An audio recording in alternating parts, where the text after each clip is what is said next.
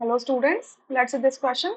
The question says for the reaction A gas is in equilibrium with B gas plus C gas, Kp is equals to 1 atm. इस reaction के लिए ये आपकी reaction दे रखी है, इसके लिए Kp कितना है 1 atm दे रखा है, मतलब equilibrium constant in terms of partial pressure. ठीक है, कह रहे हैं if we start with equal moles of all gases at 9 atm of initial pressure.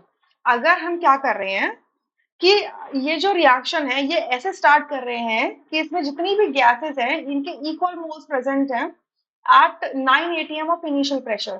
Pressure जो है वो इनिशियल प्रेशर कितना है 9 atm का है और सबकी इक्वल मोल्स हैं. सो कह रहे हैं कि then at equilibrium partial pressure of A increases. Equilibrium पे पहुंचते ही ए का पार्शियल प्रेशर बढ़ जाएगा.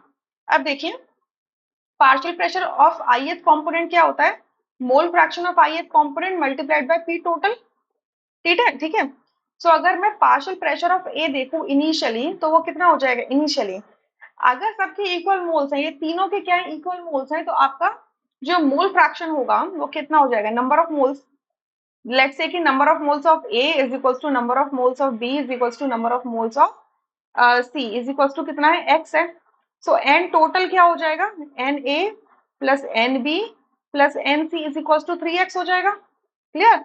सो मोल फ्रैक्शन ऑफ ए क्या हो जाएगा, x upon 3x that is 1/3.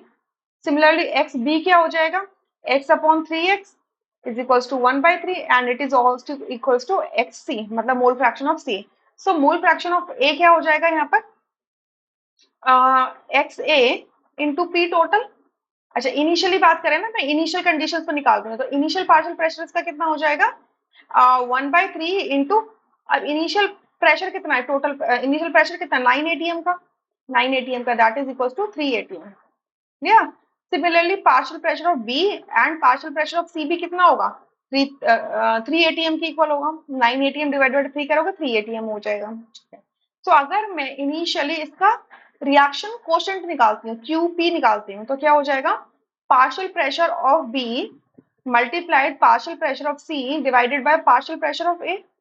Initial condition में मतलब एक सर्टेन टाइम पर, इक्विलिब्रियम पर नहीं, किसी भी सर्टेन टाइम पर, और वो सर्टेन टाइम मैंने क्या ले लिया है इनिशियल कंडीशन ले लिया है. ठीक है. So partial pressure of B कितना है 3, पार्शियल प्रेशर ऑफ सी कितना है 3, पार्शियल प्रेशर ऑफ ए कितना है 3. सो ये सॉल्व करके कितना आ जाएगा 3 atm. अब आप क्या देख रहे हो कि QP जो है वो ग्रेटर देन है KP से, इसकी वैल्यू क्या है 3 है, इसकी वैल्यू क्या है 1 है. So in that case reaction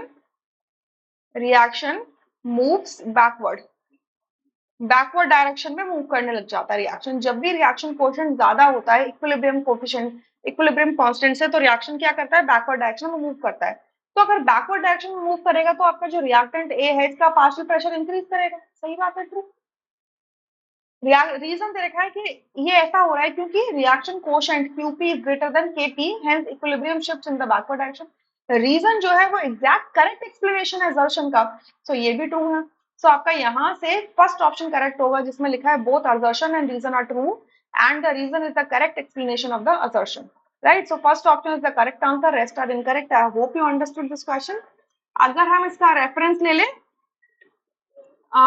तो आपको इसका रेफरेंस मिलेगा page number, I tell you, page number 206 में. ठीक है, वहां पर रिएक्शन कोशेंट और इक्विलिब्रियम कांस्टेंट का रिलेशनशिप दिया हुआ है.